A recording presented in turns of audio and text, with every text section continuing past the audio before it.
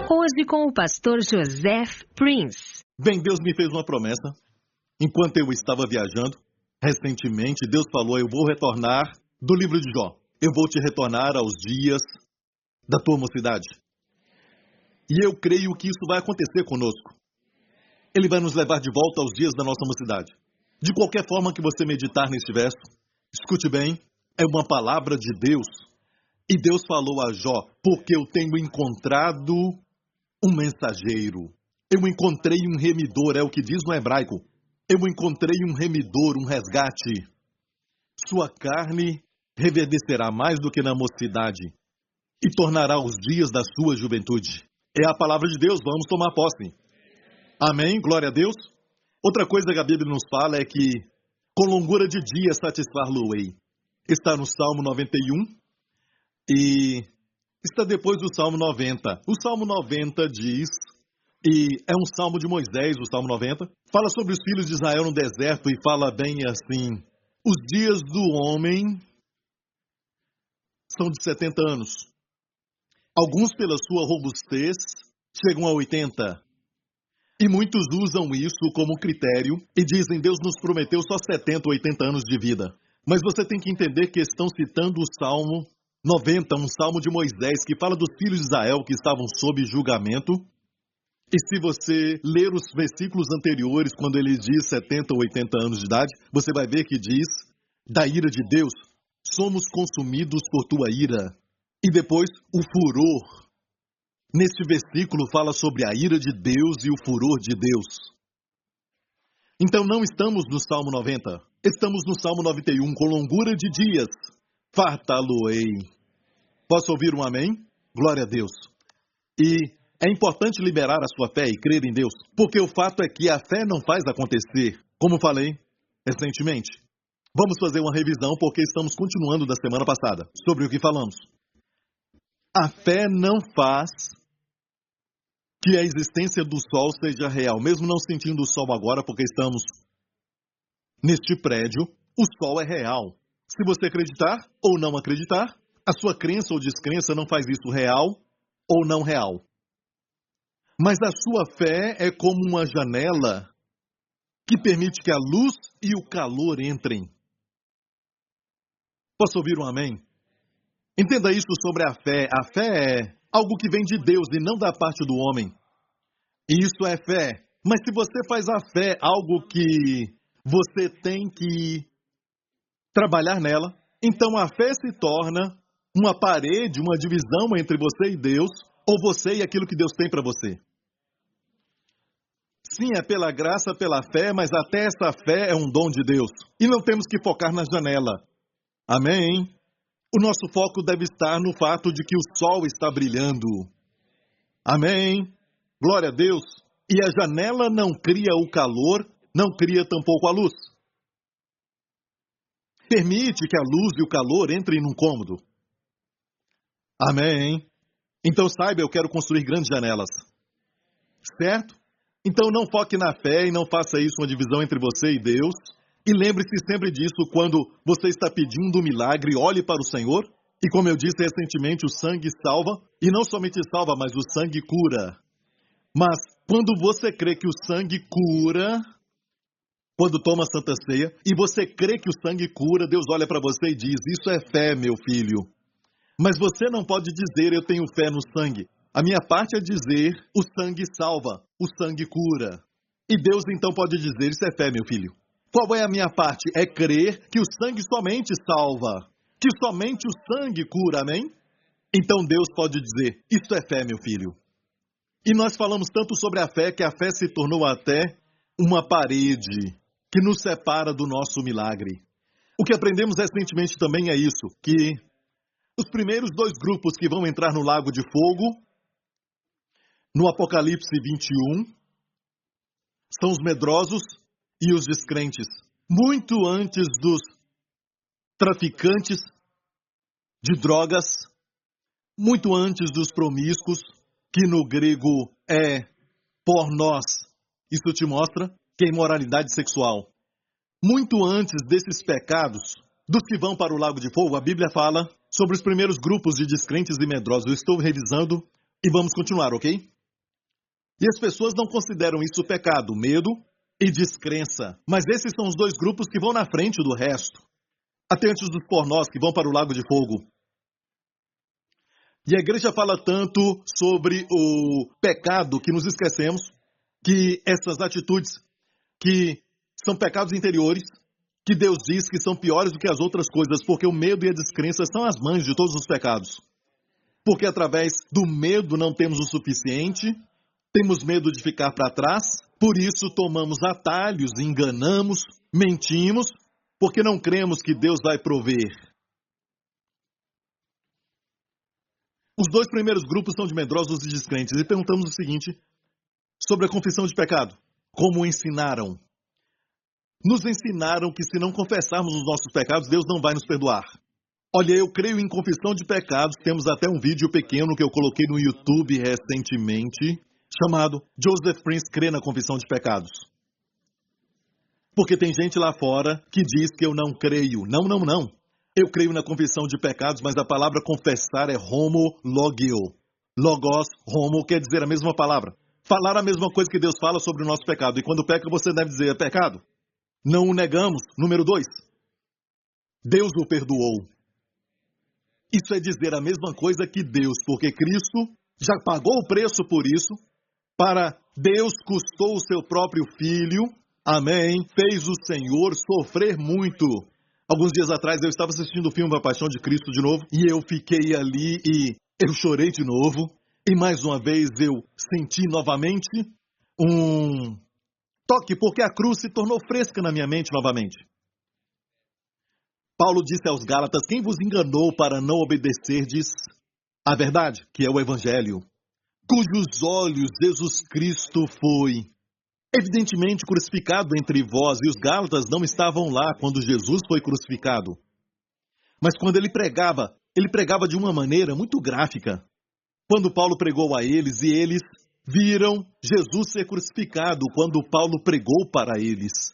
E um bom ministério coloca sempre a cruz na frente. Porque quando pecar, você olha para a cruz. Mas essa ideia, se eu não confessar, eu não sou perdoado, vai até impedir muitos deles, não todos eles, mas muitos deles. Eu já ouvi histórias, e eles não recebem porque no fundo eles acham que tem algum pecado que não confessaram, ou tem algum pecado que Deus não perdoa. Mas se olharmos para o relato bíblico em Tiago, quando diz que se alguém está enfermo, chama os presbíteros, e os presbíteros orem sobre ele com a unção do óleo em nome do Senhor, e a oração da fé salvará o enfermo, e se ele cometeu pecados, lhe serão perdoados. Se falarmos ao enfermo, os seus pecados não vão impedir a cura de Deus de fluir no seu corpo. Não vai impedi-lo. E se você pensa que cometeu pecados e por isso você está assim, se você cometeu pecados, olha aqui, os pecados lhe serão perdoados. De uma vez só, o mesmo poder que cura o seu corpo remove os pecados. Se nós somente falarmos a verdade. Por isso falo fortemente sobre esse fato de que as pessoas precisam ser livres de culpa e condenação para que possam receber de Deus. E essa ideia de 1 João 1,9, que é somente um verso no Novo Testamento, Paulo nunca escreveu isso, e você sabe muito bem que ele escreveu 2 textos do Novo Testamento e nunca mencionou a confissão de pecados nenhuma vez. Mas olha isso, os medrosos e descrentes serão lançados no lago de fogo. Vemos que quando Jesus apareceu, isso foi após a cruz. Ele já tinha ressuscitado. Isso é depois da sua vida na terra, o seu ministério terreno. Agora ele estava na sua forma ressurreta. A Bíblia diz que os discípulos estavam no cenáculo com medo dos judeus, e não com medo de Deus, com medo dos judeus. Estavam ali com as portas fechadas no cenáculo, com medo dos judeus. Medo, meu amigo, é pecado. Tudo que não é da fé é pecado. Vamos ver como o Senhor ressurreto os tratou. Ele apareceu para eles e a sua primeira palavra foi paz. Seja convosco. Uau! Estavam com medo, com pecado, baseado na nossa tradição, estavam sem comunhão. Tinham que confessar esse medo. Mas o Senhor foi a eles como se ele não soubesse desse pecado. Ele disse paz e depois deu o recibo divino. O fundamento para a paz deles, mostrou a eles as suas mãos e o seu lado. São os recibos divinos, a obra concluída, o pagamento, para que eles tenham paz. Não somente isso, mas esses discípulos que estavam com medo, recebeu de Jesus o sopro e o Espírito Santo. Não falou nada sobre confessar pecados. Eu creio na confissão dos pecados. De fato, quando eu falo, graças a Deus, porque por Jesus Cristo temos o perdão dos pecados, não somos agnósticos que negam o pecado. Para pregar o perdão dos pecados, tem que acreditar que tem pecado. Senão, o que é o perdão dos pecados? Certo? O capítulo 1 foi escrito aos agnósticos, os judeus agnósticos. Em 1 João 2, ele então fala filhinhos. Ali é para os crentes, mas no primeiro capítulo não há nada sobre os filhinhos. Depois que Jesus soprou o Espírito Santo sobre os discípulos, neste mesmo capítulo nos fala que Tomé não estava lá. Tomé faltou àquele culto. Tomé não acreditou quando falaram para ele que naquele dia o Senhor falou com eles e soprou o Espírito Santo sobre eles. Foram a Tomé e falaram, vimos o Senhor. Ele disse, se eu não ver os buracos dos cravos nas suas mãos e no seu lado, eu não acreditarei. Os medrosos e os apistos, descrentes. Eu não crerei, ele disse. E por uma semana ele viveu neste pecado. Eu disse que por uma semana ele viveu no pecado. Em descrença, o que não é da fé é pecado. Não é? No próximo domingo, Jesus foi ao cenáculo. Tomé estava lá e Jesus foi a Tomé e disse, olhou para ele e disse, Tomé, estenda as tuas mãos e toca nos buracos das minhas mãos e toca no meu lado. E não seja apistos, não seja descrente, mas crente. Qual foi a resposta dele? Eu confesso, me perdoa, por favor. Não. Meu Senhor e meu Deus, todo arrependimento verdadeiro traz uma nova revelação do nosso Senhor Jesus Cristo. Ele os fez arrepender sem usar a palavra arrependam-se. Ele os fez transformar a mente o que é o arrependimento, sem mesmo dizer arrependa. Está me ouvindo? Então essa ideia que já ouvimos muitas vezes, se você não confessar os pecados, eles não serão perdoados, te coloca num ciclo que nunca termina de se perguntar se você confessou todos os pecados. E sabe de uma coisa, se você prega isso e você crê nisso, você tem que confessar todos os pecados que você cometeu antes de dormir. Não seja preguiçoso. Dobre os seus joelhos do lado da sua cama, peça a Deus para te mostrar todos os pecados daquele dia. E você começa desde a hora que você acordou e confesse um por um. Veja que sono tranquilo você vai ter. Até quem acredita nisso, não confessa. Eu cria nisso e confessava os meus pecados como um louco. Quem me conheceu quando eu tinha 17 anos, sabiam que quando conversavam comigo, eu falava... Depois continuava a conversa. O que eu estava fazendo? Confessando os pecados, porque eu percebi que eu tinha exagerado. Mas você pode rir, mas exagerar é pecado. E eu tinha que confessar aquilo e eu... Certo? Se olhar 1 João, antes do verso 9, você vai ver o seguinte... No verso 8, se dissermos que não temos pecado, o pecado que herdamos, enganamos a nós mesmos e a verdade não está em nós. Se falarmos que não temos aquele pecado herdado, será que alguém aqui não acredita que tem esse pecado? O pecado na carne? Não! Por isso pregamos tanto sobre a graça. Agora, a outra parte, depois do verso 9, é o verso 10. Se dissermos que não pecamos, agora é o pecado cometido. Se falarmos que não fizemos nada errado, falamos que Deus é mentiroso e a sua palavra não está em nós.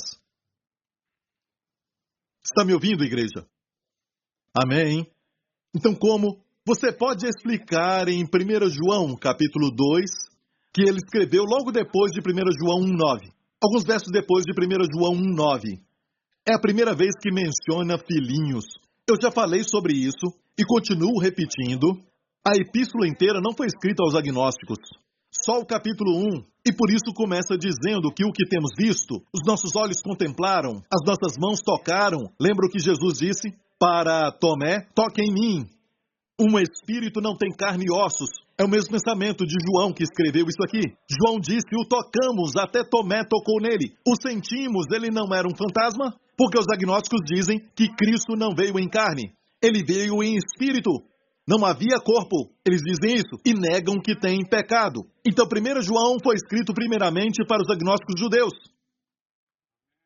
E escute bem, as cartas de Pedro e as cartas de João foram todas escritas aos judeus, primeiramente, porque a Bíblia diz em Gálatas que deram a Paulo a destra da comunhão para que Paulo fosse para os incircuncisos, gentios.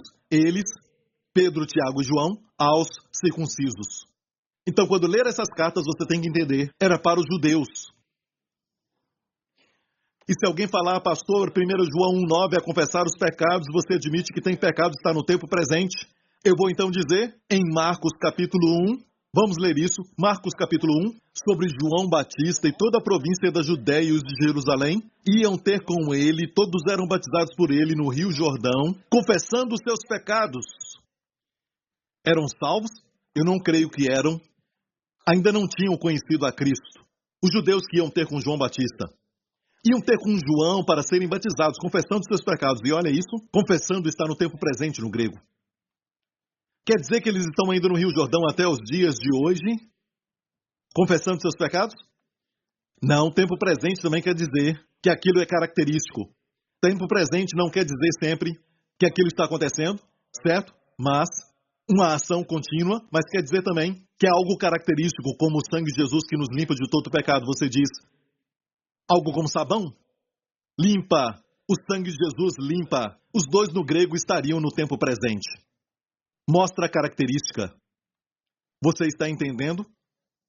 Então, queridos, o povo judeu confessa os pecados, até quando iam a Deus. Como 1 João 1,9, que é um verso de salvação, quando eles iam a Deus, era para então eles confessarem seus pecados. Se eu vivesse antes da vinda de Jesus, eu teria que confessar os pecados todo dia.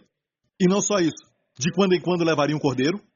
Se eu tivesse condições, senão eu levaria um par de pombas ao templo, como uma oferta, e confessaria os pecados. Como Daniel e Neemias, que confessavam os pecados, porque estavam sob a lei. Amigo, nós, 1 João 2,12, vamos ler. Escute bem, está logo depois de 1 João 1,9. Filhinhos, escrevo-vos, e olha, filhinhos é um termo carinhoso para a família, porque pelo seu nome vos são perdoados os pecados.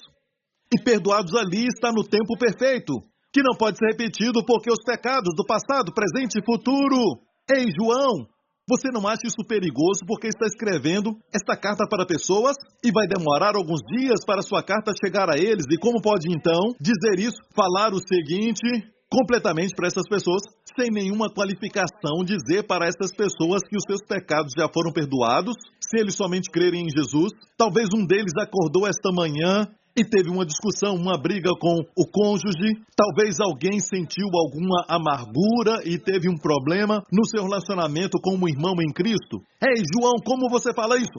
Obviamente ele sabia algo que não sabemos. João tinha confiança. Se você é salvo, seus pecados foram perdoados. Olha, em 1 João 1,9, se isso, no mesmo livro, foi escrito 1 João 1,9 para o crente, e aqui sabemos que foi para o crente, é algo confuso. Estamos com um problema, porque 1 João fala que devemos confessar, então vamos ser perdoados. Mas eles dizem, bem, este aqui é um perdão que é judicial. 1 João 1,9, perdão da família. Leia! Você leu, filhinhos, escrevo-vos. Isso é judicial? É um termo familiar. Um termo de família. Isso aqui não é judicial. E 1 João 1,9, família. Os homens interpretaram assim. Aqui é perdão de família. Também. E se ensinar, judicialmente fomos perdoados, passado, presente, futuro, dos nossos pecados. Na experiência precisamos do perdão do Pai para o dia a dia. No final, você não é perdoado. Tem algum pecado ainda. O diabo não é estúpido, ele virá a você e vai falar, sabe por que isso aconteceu? Pecado não confessado. Você tem que chegar a um lugar de fé robusta e saber que os seus pecados foram perdoados. Ok? Olha, Quero falar uma coisa para quem ensina a graça. Alguns líderes, alguns têm feito umas declarações e olha, eu gostaria que eles estudassem mais a palavra de Deus. Eles já entenderam sobre perdão e coisas assim e correm com isso. E dizem, não há mais purificação para o crente. Não faça declaração assim, ok? Não se levante e diga, sabe? Depois que fomos perdoados os pecados, não há mais purificação, não há mais nenhum tipo de purificação. Porque eu te digo agora que ainda há purificação. Mas não é purificação pelo sangue, mas o lavar pela água.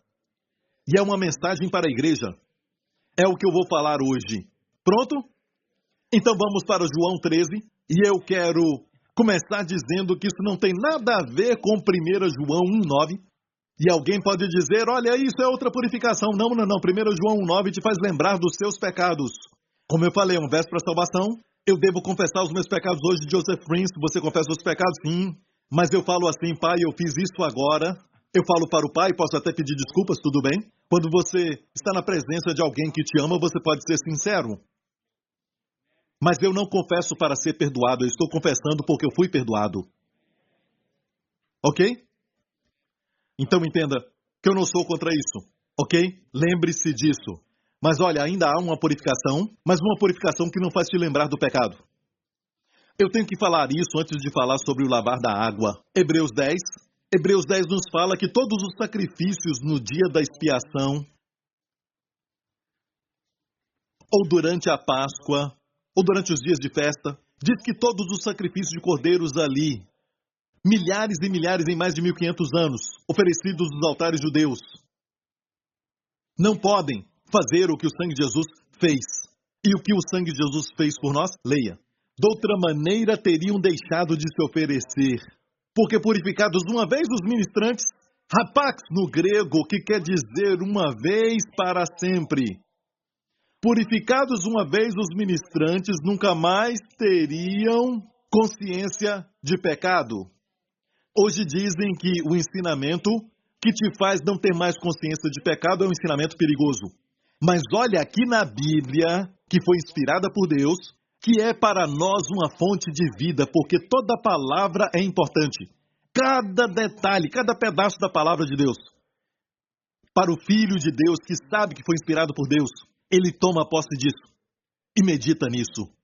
Porque ela tem vida, ela tem virtude. Porque aqui diz uma vez, hapax no grego, purificados uma vez, se esses sacrifícios de judeus tivessem funcionado, então purificados uma vez os ministrantes nunca mais teriam consciência de pecado. Nesses sacrifícios, porém, cada ano se faz comemoração dos pecados. Temos não mais teriam consciência de pecado versus comemoração dos pecados. Qual é o seu ministério? E esta é a razão por que eu prego dessa forma, igreja. Eu acredito nisso, que as pessoas devem ser livres da consciência do pecado. Não somente dizer, bem... Hoje com o pastor Joseph Prince. Se olhar 1 João, antes do verso 9, você vai ver o seguinte, no verso 8, se dissermos que não temos pecado, o pecado que herdamos, enganamos a nós mesmos e a verdade não está em nós. Se falarmos que não temos aquele pecado herdado, será que alguém aqui não acredita que tem esse pecado? O pecado na carne? Não! Por isso pregamos tanto sobre a graça. Agora, a outra parte, depois do verso 9, é o verso 10. Se dissermos que não pecamos, agora é o pecado cometido. Se falarmos que não fizemos nada errado, falamos que Deus é mentiroso e a sua palavra não está em nós. Está me ouvindo, igreja? Amém? Então, como você pode explicar em 1 João, capítulo 2, que ele escreveu logo depois de 1 João 1,9. Alguns versos depois de 1 João 1,9. É a primeira vez que menciona filhinhos. Eu já falei sobre isso e continuo repetindo. A epístola inteira não foi escrita aos agnósticos. Só o capítulo 1. E por isso começa dizendo que o que temos visto, os nossos olhos contemplaram, as nossas mãos tocaram. Lembra o que Jesus disse para Tomé? Toque em mim.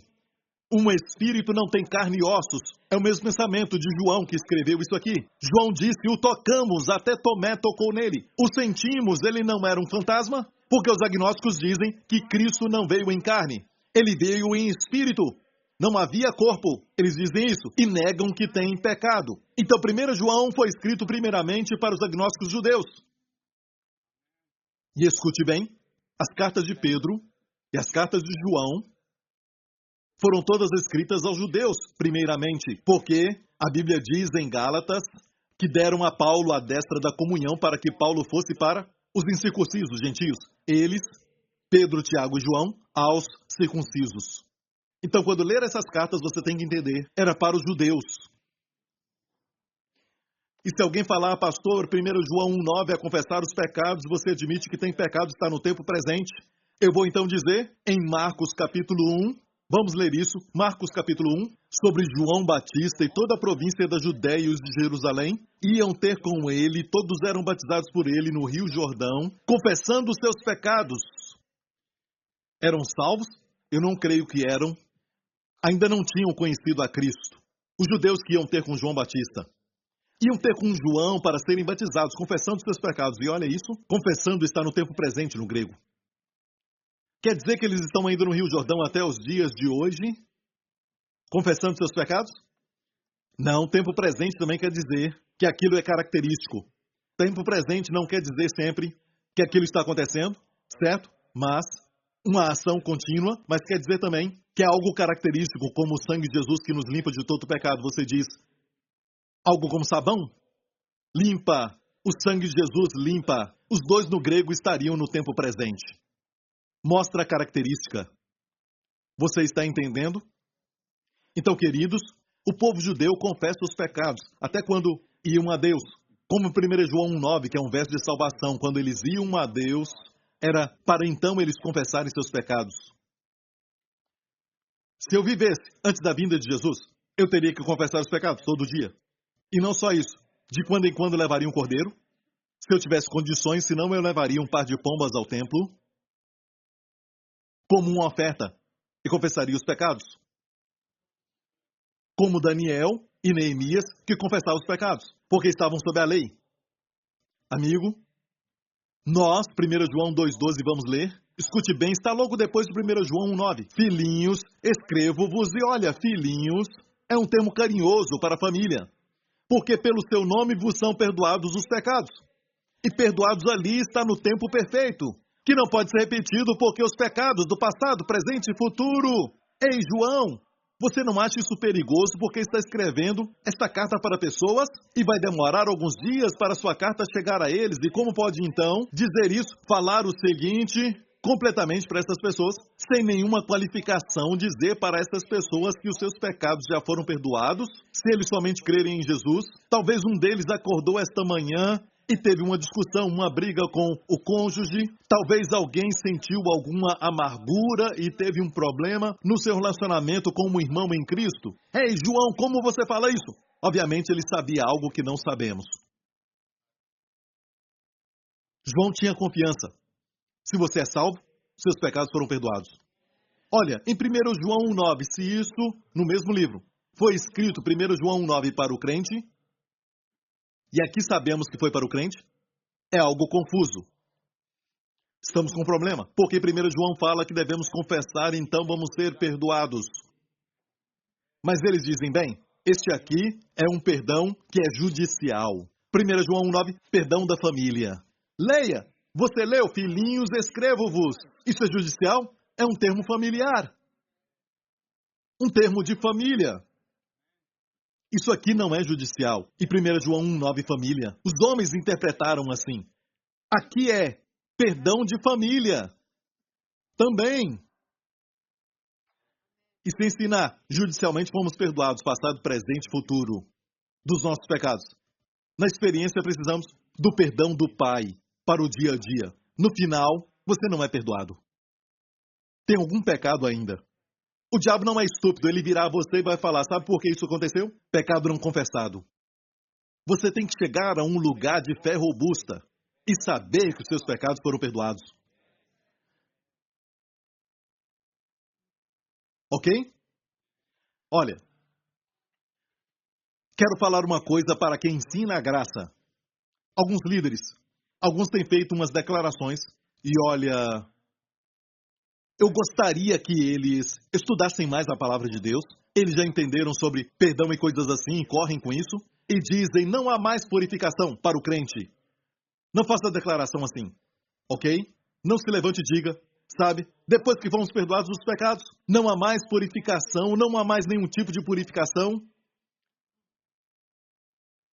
Porque eu te digo agora que ainda há purificação. Mas não é purificação pelo sangue, mas o lavar pela água. E é uma mensagem para a igreja.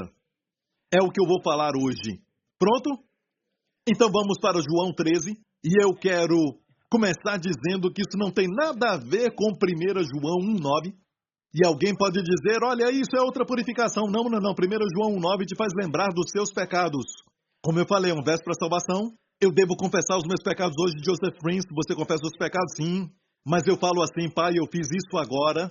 Eu falo para o pai, posso até pedir desculpas, tudo bem? Quando você está na presença de alguém que te ama, você pode ser sincero. Mas eu não confesso para ser perdoado, eu estou confessando porque eu fui perdoado. Ok? Então entenda que eu não sou contra isso, ok? Lembre-se disso. Mas olha, ainda há uma purificação, mas uma purificação que não faz te lembrar do pecado. Eu tenho que falar isso antes de falar sobre o lavar da água. Hebreus 10 nos fala que todos os sacrifícios no dia da expiação, ou durante a Páscoa, ou durante os dias de festa, diz que todos os sacrifícios de cordeiros ali, milhares e milhares em mais de 1500 anos, oferecidos nos altares judeus, não podem fazer o que o sangue de Jesus fez. E o que o sangue de Jesus fez por nós? Leia. De outra maneira teriam deixado de se oferecer. Porque purificados uma vez os ministrantes, rapax no grego, que quer dizer uma vez para sempre. Purificados uma vez os ministrantes, nunca mais teriam consciência de pecado. Hoje dizem que o ensinamento que te faz não ter mais consciência de pecado é um ensinamento perigoso. Mas olha aqui na Bíblia, que foi inspirada por Deus, que é para nós uma fonte de vida, porque toda palavra é importante. Cada detalhe, cada pedaço da palavra de Deus. Para o Filho de Deus, que sabe que foi inspirado por Deus, ele toma posse disso e medita nisso. Porque ela tem vida, ela tem virtude. Porque aqui diz uma vez, rapax, no grego, purificados uma vez, se esses sacrifícios de judeus tivessem funcionado, então purificados uma vez os ministrantes nunca mais teriam consciência de pecado. Nesses sacrifícios, porém, cada ano se faz comemoração dos pecados. Temos não mais teriam consciência de pecado versus comemoração dos pecados. Qual é o seu ministério? E esta é a razão por que eu prego dessa forma, igreja. Eu acredito nisso, que as pessoas devem ser livres da consciência do pecado. Não somente dizer, bem, o pecado não importa mais para Deus. Não, não. Livre, porque entendemos que um sacrifício valeu para sempre. Isso produz em você uma gratidão profunda, até adoração a Deus. Vamos ler de novo. Não ter consciência de pecado versus comemoração dos pecados. Todo ano. E a nossa pregação, às vezes, é uma comemoração dos pecados. Porque a comemoração dos pecados quer dizer que o sangue não funcionou. O próximo verso. Porque é impossível que o sangue dos touros e dos bodes tire os pecados. Porque os judeus faziam comemoração pelos pecados todo ano. Porque é impossível que o sangue dos touros e bodes tire os pecados. E você e eu também comemoramos o pecado todas as vezes que viemos para a igreja. Isso sai do púlpito, sai de um e do outro, porque estamos dizendo que o sangue de Jesus não tirou os pecados. Se a minha dívida financeira foi paga por uma pessoa generosa que me ama, eu continuo agindo. Muito incomodado, sem paz, na presença do homem que eu tinha uma dívida. É um insulto àquele que pagou minha dívida.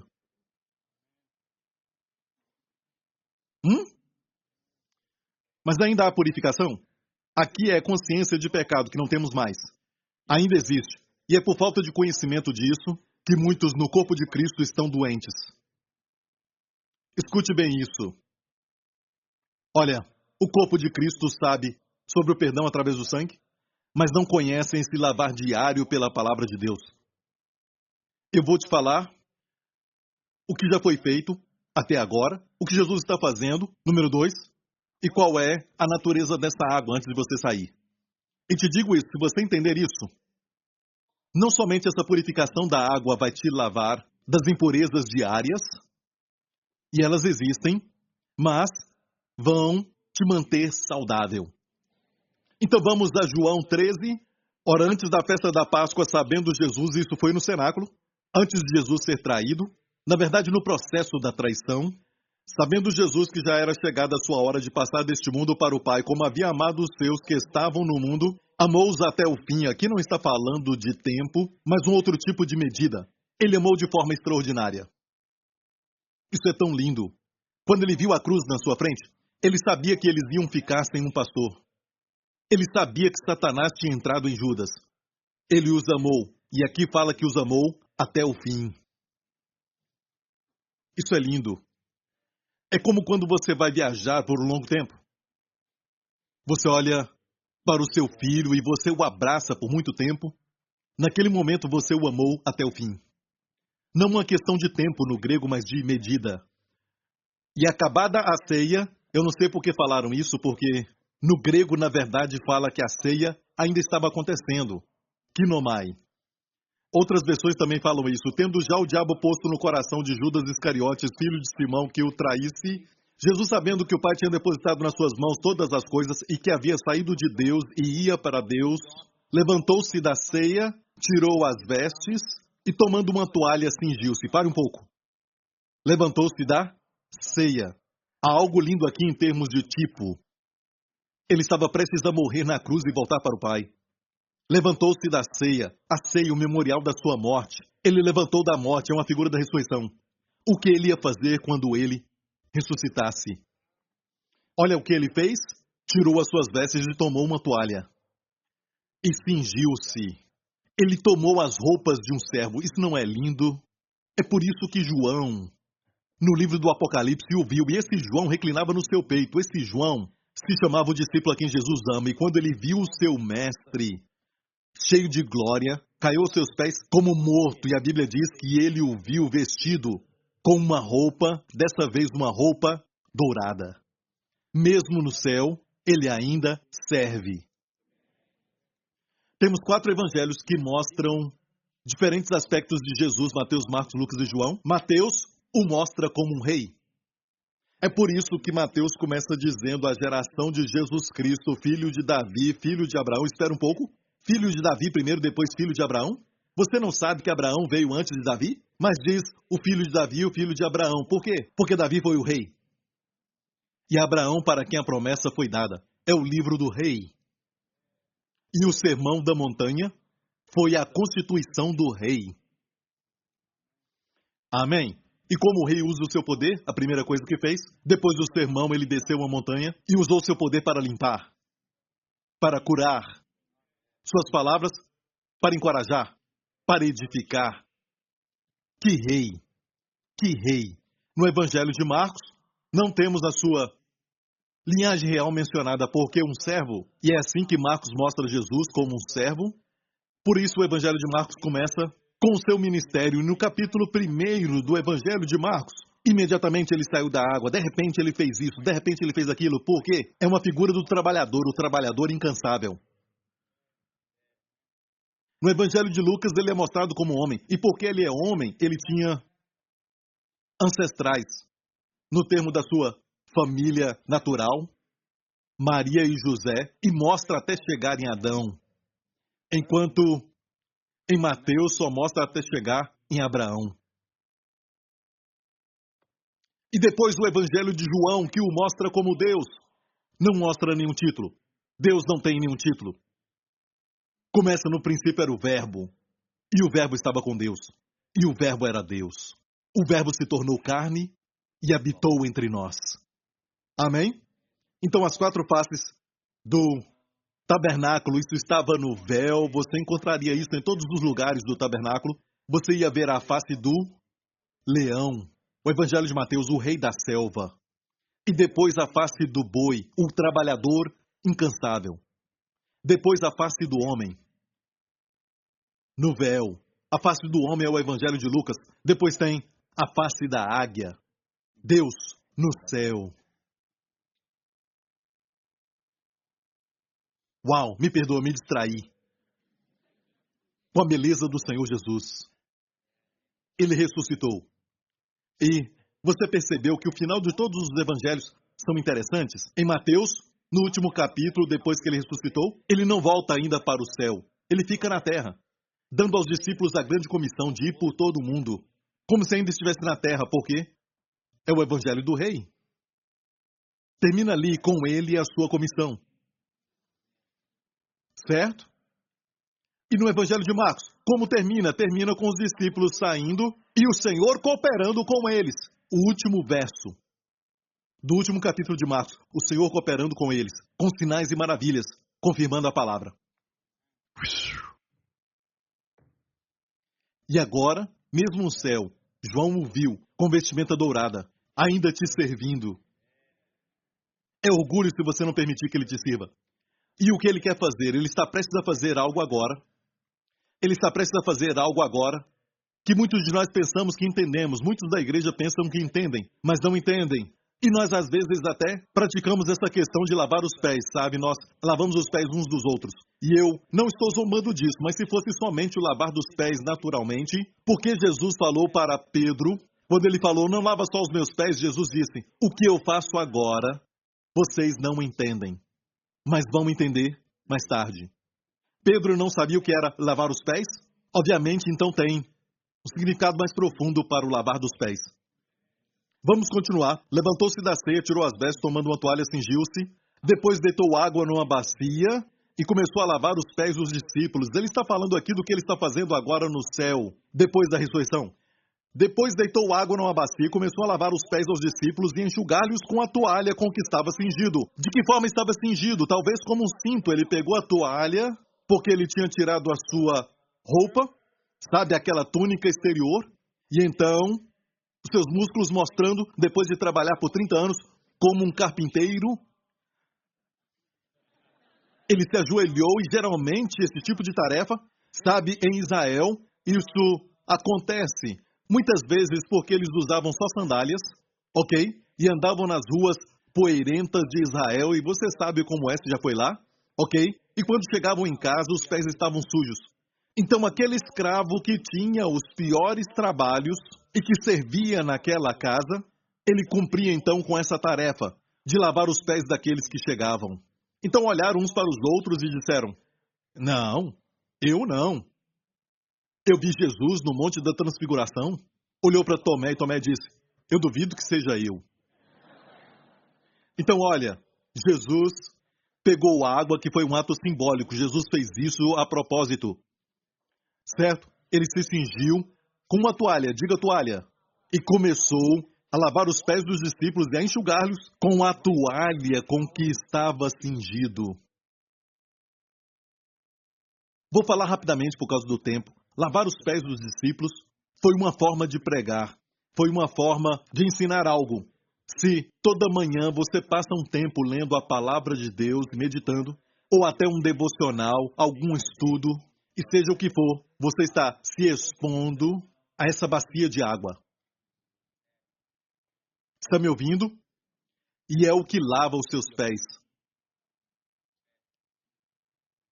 Olha, depois que lavou os pés dos discípulos, ele os enxugou. Com o quê? A toalha. Com que estava cingido, como um cinto. A toalha na sua cintura, e depois que ele lavou, ele tirou a toalha para secar os pés dos discípulos. O que era isso? E é muito interessante que a palavra grega para toalha é lention. Lention é pano de linho. E o linho na Bíblia é uma figura da justiça. E se isso não basta, vamos ler Isaías 11, verso 5. E a justiça, um verso messiânico, e a justiça será o cinto dos seus lombos. O cinto dos seus lombos tem que conhecer a Escritura para interpretá-la, e o que ele fez foi, pregadores ouçam, depois de pregar a palavra, que seja de correção, até uma palavra dura, certo? Você tem que terminá-la enxugando os pés do povo com uma sensação de justiça. Isso vai renová-los. porque eles são a justiça de Deus em Cristo. Corrija, se você quiser. Agora, por favor, isso não fala só de pregação no púlpito, certo? Vou falar da importância de ouvir a palavra, seja de um amigo ou até mesmo por um livro que você leu das Escrituras mesmo, seja o que for, se exponha às águas. Por quê? Senão vai ficar empoeirado. E quando fica empoeirado, vira comida do diabo. Porque Deus falou com a serpente, a poeira será a tua comida durante toda a sua vida. Está me ouvindo, igreja? Ok? Você precisa da água, não só do sangue. Eu vou provar isso agora. Vamos voltar a João 13. Aproximou-se, pois, de Simão Pedro, que lhe disse, Senhor, tu lavas os pés a mim? Respondeu Jesus e disse-lhe, o que eu faço, olha bem, não sabes tu agora. É lógico que ele entendeu o ato físico, mas ele não estava falando de coisas físicas. E se você quiser praticar isso como um ato de humildade, vá em frente. Mas essa porção não está falando disso, está falando de algo simbólico que nos mostra uma maior verdade que quando ele voltou para o Pai, que é o que ele está fazendo agora por todos nós. Sabia que o lavar pela água está acontecendo agora? Você foi gerado de novo pelo sangue, você se banhou no sangue, mas tem que lavar os pés diariamente. Se você não pode, Deus vai enviar alguém. Na verdade, mais tarde ele disse, o que eu fiz a vocês, façam um com o outro. Fale da palavra, lave os pés uns dos outros. Estou me adiantando, mas Pedro disse, Senhor, tu lavas-me os pés? E Jesus disse, tu saberás depois. Verso 8. Disse-lhe Pedro, nunca me lavarás os pés. Olha, eu quero falar uma coisa sobre a carne. A carne muitas vezes é para frente. Certo? Ou muito retraída. Primeiro, a carne diz, tu queres lavar os meus pés? Estava retraída. Depois que o Senhor falou, respondeu-lhe Jesus, se eu não te lavar, não tens parte comigo. Disse-lhe Simão Pedro, Senhor, não só os meus pés, mas também as mãos e a cabeça. A carne às vezes é muito retraída, vai lavar os meus pés? E depois, lava tudo! E a carne caminha assim, nunca vai no fluir com Deus, mas muitas vezes vai para frente ou então se retrai, como um cavalo ou uma mula. Mas no final deste capítulo, ele disse, eu te seguirei até a morte. A carne pode ser muito corajosa, mas Jesus falou, antes que o galo cante, tu me negarás 3 vezes. Muito covarde. A carne é muito corajosa ou então muito covarde. Tudo no mesmo capítulo. Não confie na carne. Olha, eu não faço nenhum tipo de voto especial ou então uma promessa, sabe, no começo do ano, porque eu sei que eu não vou cumprir. Eu confio nele. Joseph Prince não confia na sua carne. Olha o que Jesus disse, se eu não te lavar, não tens parte. Mas escute bem isso, este lavar aqui não é um lavar para a salvação, alguns dizem que é a salvação, e não é. Mas é um lavar que ele disse o seguinte, se eu não te lavar, não tens parte em mim? Alguns interpretam assim, não, em mim seria a salvação. Não tens parte comigo, meta, comigo. Comigo quer dizer, você não vai fluir comigo, você vai estar muito na frente ou muito para trás, você não vai fluir comigo. Tem que ter o lavar da palavra de Deus. Eu estou com tanta pressa para chegar no conteúdo da água, mas vamos caminhar passo a passo. Ok, verso 9. Senhor, não só os meus pés, mas também as mãos e a cabeça.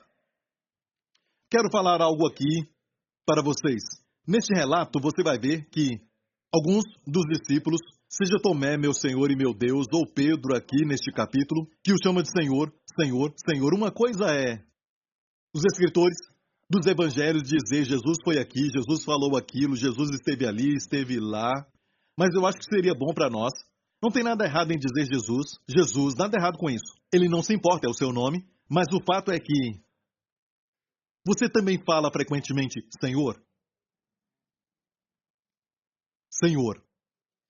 Mais tarde ele diz, vocês me chamam de Senhor e Mestre e vocês fazem bem. Se eu, Senhor e Mestre, fiz essas coisas, vocês também devem fazer isso uns aos outros. Chame-o de Senhor. Não só Jesus, Jesus, Jesus. Nada errado com isso. Não tem nenhuma regra, eu não vou dizer